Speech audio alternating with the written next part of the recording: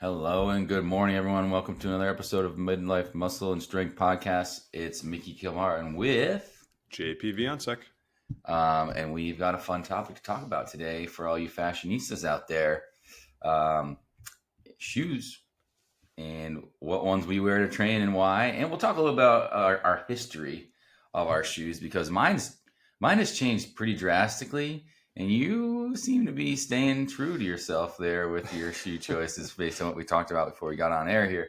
So I'm going to let you kick it off and sort of give us the genesis of this idea that came to you to talk about shoes on this show here. Shoes are the one piece of equipment that you have to wear while you work out. I mean, I guess you could work out barefoot, but I think it's a piece of equipment that's important, and I think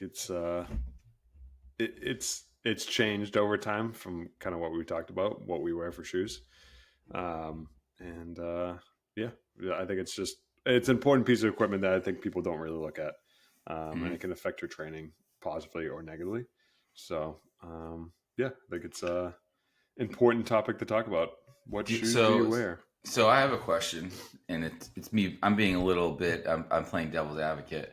Number one, mentioning the workout barefoot. Do you think there's any value in working out barefoot sometimes or doing some stuff barefoot? I do. Yes. I think safely. I mean, I wouldn't do it like in a commercial gym, but I think like to know where your body is. I have a lot of clients just like take their shoes off a lot of times just because they might have not, the right shoes on for what we're doing, or they're not quite understanding, their weight distribution. Mm-hmm. I think you see it a lot of like older clients will kind of talk about pros and cons, but like they have really, really squishy padded shoes. Yeah. They can't quite tell what like toe or heel is, or even left to right. Mm-hmm. So then taking your shoes off kind of gives you that better connection to the ground. I don't think I wouldn't necessarily be doing like a big workout or a fast workout, but if you're doing some strength training and you're in like a controlled setting, I think it's great for it. Yeah. I think not even so much working out wise, but I think when you can just being barefoot in your house or outside where it's safe, obviously don't walk around in public and step on glass or anything like that on a sidewalk. But during the months where the weather is nice enough, I try to walk around barefoot as much as possible, like in my yard and things like that, just because I'm not a big grounding person, but I just think it's good for your feet to have to work a little bit and feel the ground and be free of a shoe or even a sock or even a slipper, just for like strengthening the muscles and all that stuff, and the mobility of your ankles and all that stuff. I think it's good. But there's a limit to it. I wouldn't say go ahead and do a full on workout with no shoes where you're moving a barbell or kettlebells. I think there's a little more risk than reward there in that scenario, but being barefoot is not a bad thing. I think. Yeah, definitely. My kids didn't wear shoes for like two years. Mm-hmm. So like I think it's important for kids, especially like young kids, not to wear shoes. I think I've seen kids who have shoes on and they like crams their feet and they don't know how to bounce with their toes. Like my son's one and has never worn shoes before, so like socks or whatever outside if it's cold or whatever it is, but. I think it's important to have that connection with your body for that. So, and there's a lot of good brands. I'm not going to be able to name them off the top of my head for kids. If you do, if they're going to go out to a park and they need to wear shoes in their little, there's some good, I think they're Striders or something. I can't remember the name of the shoes, but there's some good ones that are very ergonomically like friendly, so that they don't, like you said, squish up their toes and stuff, and helps them develop good mechanics, walking and running and jumping, all that stuff, without smashing them into a pair of shoes that just look cool but aren't really good for their feet. I'm not going to be able to name brands, but if you do a little research, there's plenty of them out there that are, quote unquote, better for your feet than kind of the old school ones, the clunky, the clunksters, the clunky, chunky dino stompers. So, first things first, JP, what shoe do you wear right now in the gym? What do you wear when you go into work out? So my shoe selection has been, I need a wide shoe. I actually have a foot injury. Currently, or this is like a chronic? Chronic. I've had it for years. I have a broken knuckle on my big toe, so my Whoa, toe doesn't bend very well. I definitely need surgery on it. I just haven't gotten it yet. that's terrible. Oh. So my shoe selection is just like I need something kind of wider and just let my feet breathe a little bit when I work out. So I've been in Reeboks. I just enjoy the sizing and I know what they feel like, and I haven't ventured to too many new shoes. I'll talk about the new shoes I'm kind of looking at Hmm. um, as of recently, but those have just been shoes. I have a pair. I don't know how you do your garage gym, but like I just have one pair of shoes that all I do is just work out in, Hmm. and then I have shoes that I kind of kick around the yard in, and then shoes I walk around in. So like a And bunch of they're different all type. Reeboks. Those are all Reeboks across the gamut. They're all Reeboks. They're like the ones that kick around the yard, like just do yard work in, are like old workout shoes. Hmm. The new workout shoes stay in the yard, garage, Yeah. and yeah, just kind of rotate through them. So What version of the Reeboks is this? A Nano we're talking yeah, about? Nano for working out, and then I have like I think a Reebok Nano Adventure shoe for like walking right now. Hmm. But like we walk so much. We walk every single day, like Yeah. miles. So it's Hmm. like I do rotate my walking shoes. Like I'll get to a point where it's like my calves and feet are hurting Hmm. that like I have to just get new shoes. So it's like I feel like it's every like 6 months I get a new pair of walking shoes, and and then those kind of just rotate into like workout shoes or hangout shoes. Hmm. So but yeah, Now, aside from I'll say what kind I wear, and then we can go down into like why do you pick those, yeah, et cetera, et cetera. So, I have kind of a little bit of a wider gamut. So I wear for working out Nike Flex Control 4s, which is a new shoe for me in the last like year because I had been kind of trying to find something that I liked that was lighter and comfortable. I also like something a little bit wider, like you said. I don't like my foot squished all together. So I'm currently wearing Nike Flex Control and you 4s. feel like they're wide enough.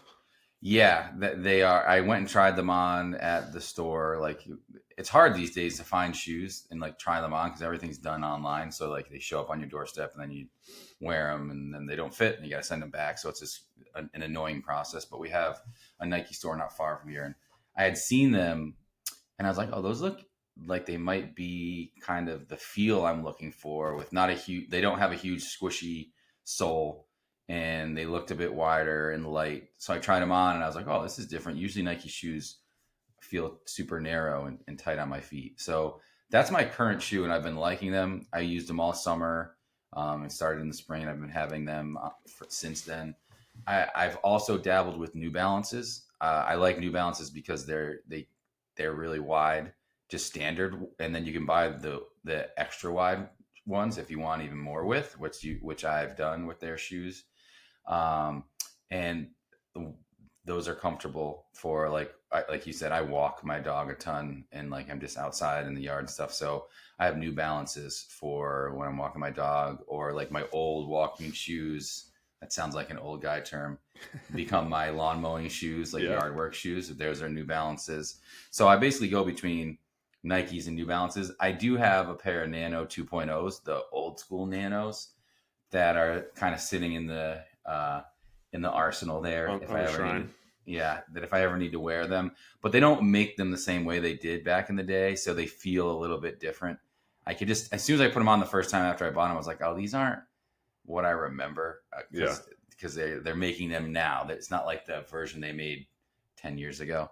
So I have those. Just they're more kind of like enshrined. They're not going to get used too much for anything uh, exactly crazy as far as working out or anything like that. But they are wider. Those Nanos were always nice and wide and comfy on the feet. So I'm a Nike, Reebok a little bit, and New Balance guy. But those are same reasons as you said. I don't have a broken toe, but I just like the wider toe box so that my feet are comfortable. And I didn't want something that had a big, massive, squishy sole. So all my shoes they're like running or cross training shoes. So the sole is a little bit thinner and not as much of a riser or anything like that.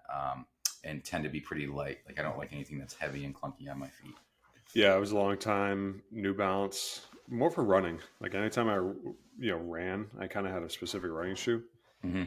Being 200 pounds plus, I feel like you need a little cushion. I feel like they have a good Yeah, mix especially on the between like, pavement, like on hard surfaces. Yeah. yeah, I feel like they have a good mix between cushion and, you know, feel and size. And big fan of New Balance. I kind of look at like, it's funny. Like I need I, I I think I need my shoe just to look good to start with. Like I'm kind Yeah. of like it like has to look appealing, and then I kind of like go to the functionality. I might even be looks before. Um, Wow. yeah, I know. I just like can't get into like Fashion over function. Hokas or Oh like no, yeah, yeah, no. like they just don't look good to me. A bunch of people wear them; they look great. Like even like some Brooks don't look that great to me. Yeah. Like, but yeah, I don't know. It's, Um, I mean, I like the look. Like, I'm not wearing these shoes much outside of like my own property, either right. in my garage and stuff. But I think that's just the American way. Inherently, it's got to look kind of cool or look at least semi fashionable. And I'm sure Shannon would disagree with me and be like, "You don't know anything about fashion." Yeah, it was Um, zero. but like, even if it functioned really well, but it looks totally bogus to me, I'd be like, I don't think I can wear these because I just would feel goofy in them. Yeah. Because actually, funny enough, I forgot to mention these. I have a pair of those zero shoes. The ones I'm talking about that are like they're basically like the barefoot shoe. Yeah. Um, not the toe socks. Like it's just it looks like a shoe, but they're flat sole. Like they don't have any rise at all, and they just kind of look goofy.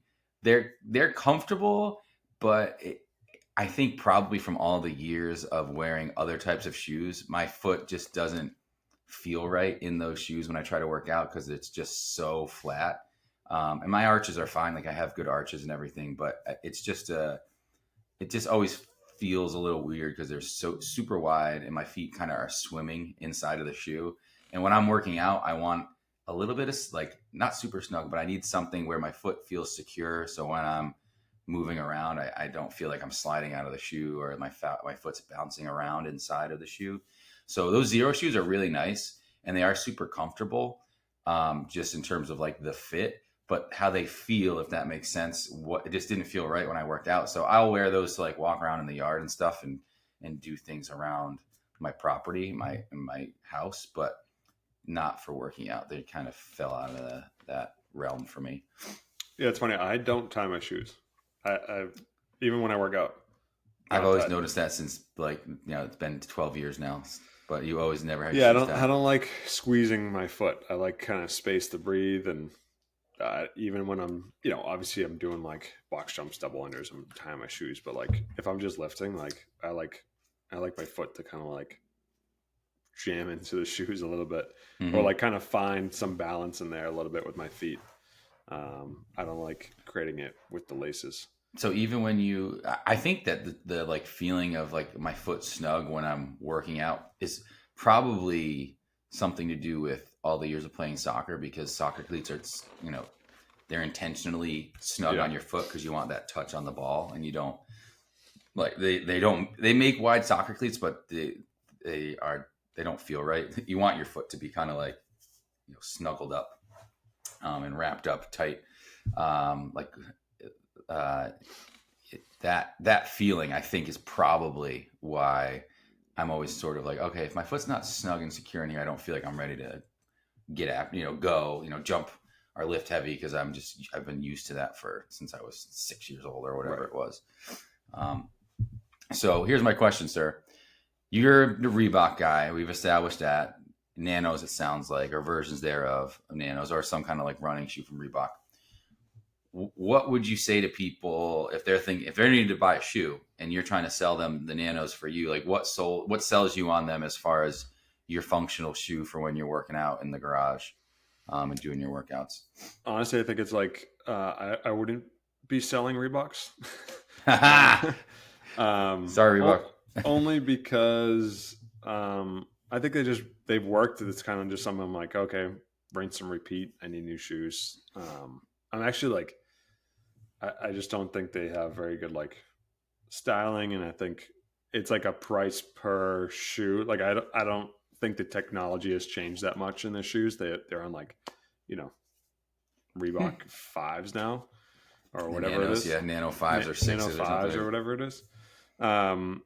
Yeah, I don't know, and I'm not like thrilled with like the colors or anything like that. I don't know. They don't really do. So I'm you're just actually, a man of routine. You're just like a yeah, it's habit just based kind of person. like I've been doing that for the last like 5 years, you know. But yeah, I mean, I look for a shoe that's just kind of wide, has not a ton of drop to it, so from like heel to toe.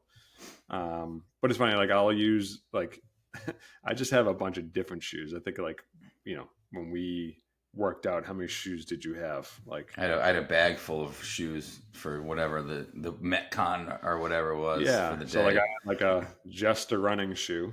All I did was running. And then you'd Mm-hmm. have like kind of the hybrid lifting running shoe, like Mm-hmm. sometimes like with a little more like heel support or a little bit elevated. And then you just have like, you know, a Metcon shoe, just like a all purpose, and then like just a lifting shoe. So I had like 3 to 4 shoes in my bag at all Yep. times. I think that was about what I had too, 3 or 4. Yeah. So The like lifting shoe, yeah. That I look back at that. You still use your lifting shoes, you mentioned, but I I do occasionally. I don't have great ankle mobility.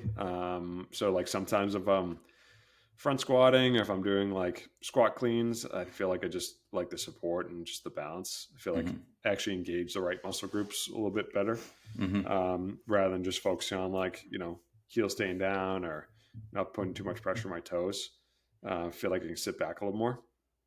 So I think it's like a good thing for that. But sometimes then I'll just do them barefoot as well, or Mm-hmm.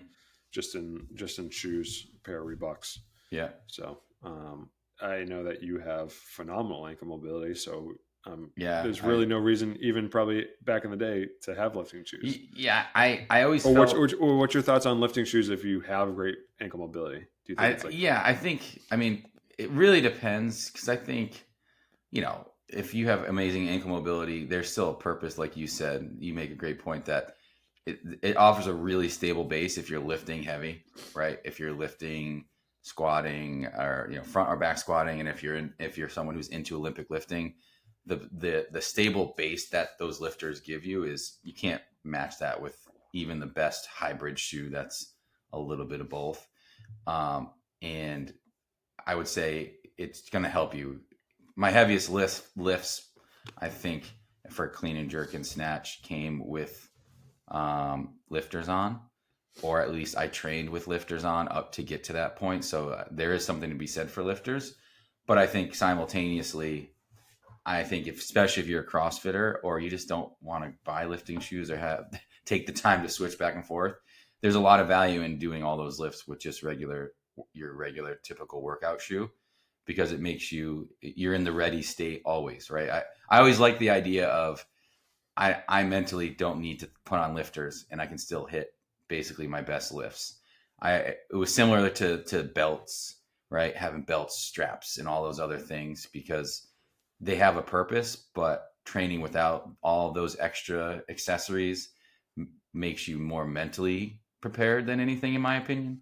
It's like, okay, I could go bang out, Fran, take a 2-minute break, not have to change my shoes, and then try to hit a heavy clean and jerk with my regular Metcon shoes on and feel just fine. Versus, I knew we trained with tons of people who were like, had to have their belt, had to have their lifters, right? They were like, just in their mind, they needed that stuff. So I think there's a mental purpose to it, but also physically, if you don't have good ankle mobility, it's good to work on that by not wearing lifters, because lifters give you that huge, heel that gives you the riser that helps your ankle mobility if you don't have great ankle mobility. But training without them can help you get better at that. It's not going to fix it, you know, all the way, but it'll definitely help you get better, more comfortable lifting that way. So I think there's a balance between the two.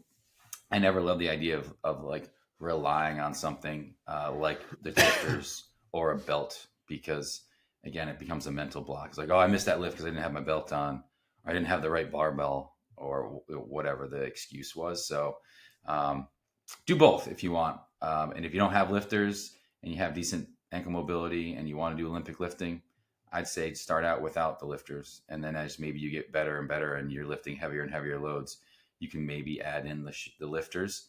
But I think you could easily go through your whole CrossFit career if you're not trying to go to the CrossFit Games and never really need lifters. Yeah, I would say I don't know if I agree with that. Go for it. Go for it. I think if you need it positionally, I think you should wear them. Like the shoes, especially. I think the belt, even. I don't know if I compare it to the belt, only because the belt's like unless it's a mobility thing. But in that case, you probably shouldn't be doing those lifts anyway. Yeah. But risk. I think the shoes, if you're atomically like don't have the ankle mobility, I think you should be in a better position. And have the shoes to help you with that. It's funny. I think I even had I had Reebok lifting shoes. Like they were like kind of hybrids between you could like run in them and do box jumps, and they were a little more versatile. And then I had like just lifting shoes, like with like the lower riser. Yeah, there was they have like lower mini drop, riser. like, I remember those. Yeah. Yeah, and then I had like Adidas, like all you're doing in those are just like lifting. Yeah. But I think if you're in a workout where you're doing Fran and then going to max clean, like put the equipment on that's going to make you perform the best. And that's not, you might be like, I perform better. I feel better connection to the ground with a flatter shoe and, drive off that way. Or if you're like, I need the support, then put them on. I don't think I think it's, especially like older people who might not have the ankle mobility. I think it's more, I would rather see someone do it for ankle mobility than like hip mobility, because hip mobility is like, don't have your ankles take over for what your hips can't do. Yeah. So yeah, I'm a big fan of lifters. If you are lifting, and that helps you lift the most weight and be in the best position, engage the right muscle groups, like by all means, like I think that's. And I think, like you said, they make it's like some of the newer shoes. Like I know I've seen the Nike Metcons has a different version that have a much, and a lot of these cross training shoes at like Under Armour makes one now. Adidas makes their own now. They have a much stiffer heel on purpose. Like they have a little bit of a hybrid feel so that you can lift it. Like they advertise themselves as you being able to lift in them. And I've felt the shoe. I've like, in looking for my own shoe, like, oh, this is interesting, but it is a CrossFit type shoe where you could do a lot of stuff in it, but the heel is real stiff and has a little rise to it, because I think the intention is to give you that stabler base if you are going to lift heavy with Olympic lifts or squats or whatever, versus just like, I don't know if you've ever seen the Nike Free Runners, which is just, it's like an accordion bottom. Yeah. Like it's just super squishy. The Nike Metcons, I know, the Reebok Nanos, the new ones they're coming out with, they all have a much stabler base for that exact reason. But you can still run on them and jump and stuff, but it's got a little heel rise and a little bit stiffer for those lifts. Have you had any experience with like carbon plated shoes? No, though, with the carbon fiber like insoles. Yeah, so it's like, actually, I think the technology behind it is like instead of your foot flexing, it's actually the carbon flex, like pushing back. So it's like, I've seen that stuff online. I haven't tried them on. Yeah, like there's some running shoes that are actually illegal. Like you can't wear them in marathons, or they're supposed to like boost your performance over like I think I want to say 10%, which sounds crazy, but over a marathon, like that's a lot of well, even 10% if you're jumping, like if you were trying to jump higher, right? It's like 10%. 10% might be too high. It might be whatever, 5%, whatever it is. It's like, I've seen them though, because have you seen the commercials where the guy like bends it and he lets it pop and it goes like 50 feet in the air because it's got such a and I've seen insoles that do it. So the shoe, the insole he took it out of the shoe and he like presses it into the ground and lets it go, and the thing goes like 20 feet in the air. Yeah, so like you're using springs. Yeah, you're using like little springs in your shoes, which I think is like, I don't know. I don't think it's cheating, or like if everyone has them or access to them, Yeah, I mean, like I think Reebok's coming out with one that's like, it's just crazy the price of shoes that like I can't get over. I think the size thing that you said is very important, like trying the shoes on. Like I think that's why I'm always going with Reeboks to think about it, is like I just know they fit. I don't want to go to a store to try them on, so I end up going with them. But I think like every year, like the price goes up, or it's like, it's like why? Because it's the same shoe, but you're charging me $20 more every time I buy it. Every time, so it's like I just wait until it's the year past. Like I don't care about the new shoe. I'll just like get the old ones from last year that are discounted. Hmm.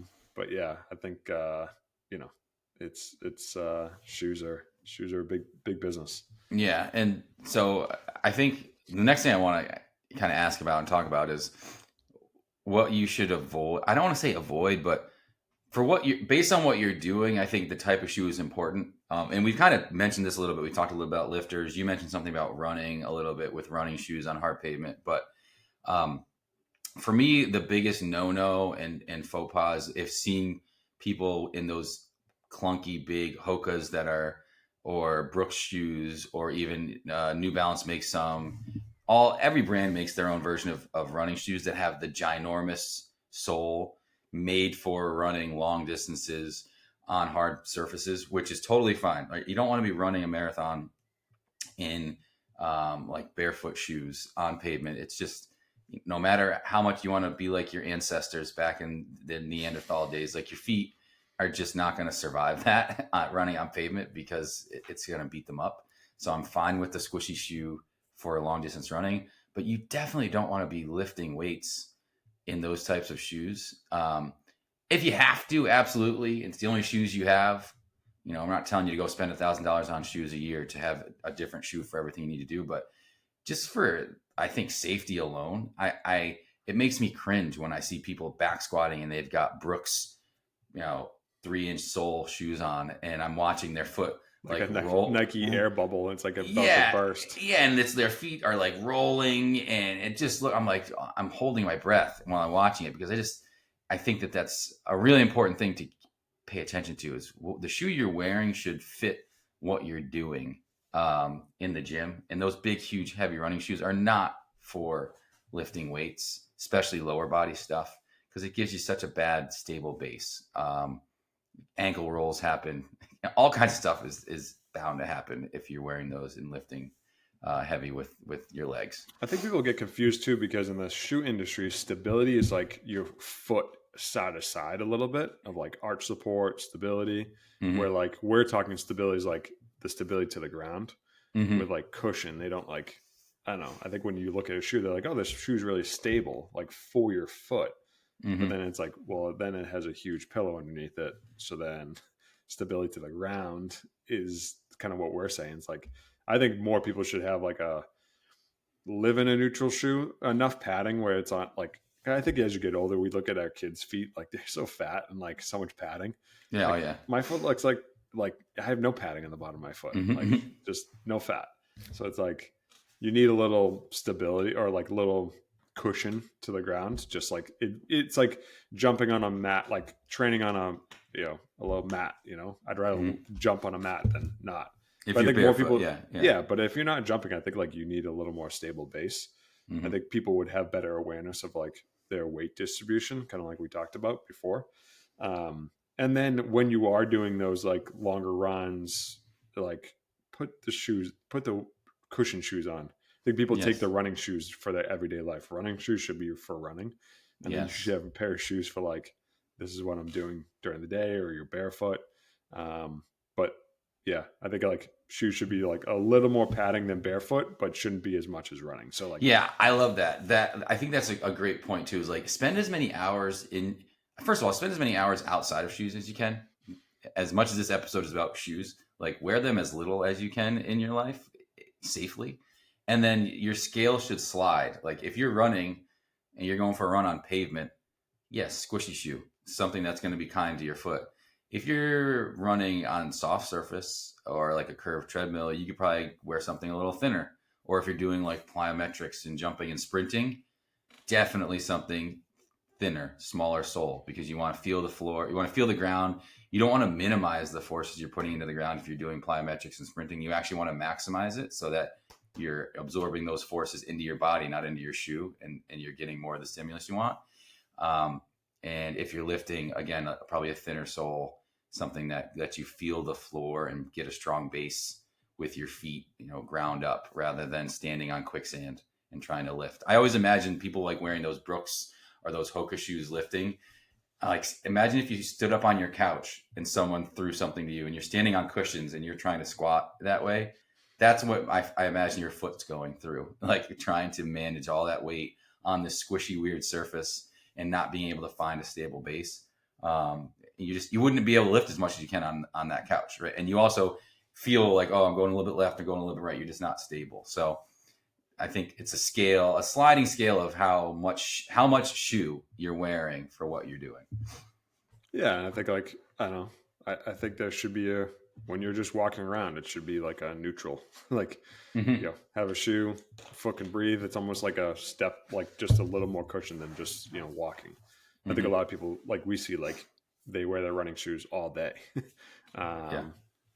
Or like shoes for work or whatever it might be. So yeah. So my next shoe question for you is your shoe going to change? Are you going to change your shoe in the future? Yeah. Or are you going to stay a Nano man? No, I'm shopping them around right now. I'm looking at some Nobles. Nobles. Oh no. Trying to get a sponsorship for the podcast, Oh, sorry. Yeah, Noble. Shout out Noble. Yeah. They just sponsored. I just saw like yesterday they're sponsoring NHL. Like they're really? Wow, they're all over the place. I saw them involved in NFL lately too. Yeah, everything. And then I actually saw like Matt Fraser's company. It's like While on Earth. Oh, I saw that. Yeah, they just threw out some sweet looking shoes. So those are shoes I don't know what the sizing's like.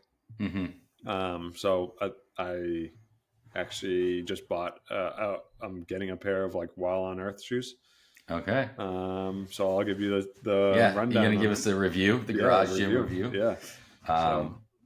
Yeah. I think I'm sticking. I know I like a shoe when I start planning on when I'm going to buy that pair again. Yeah. So, and I'm there with these Nike Flex Control 4s.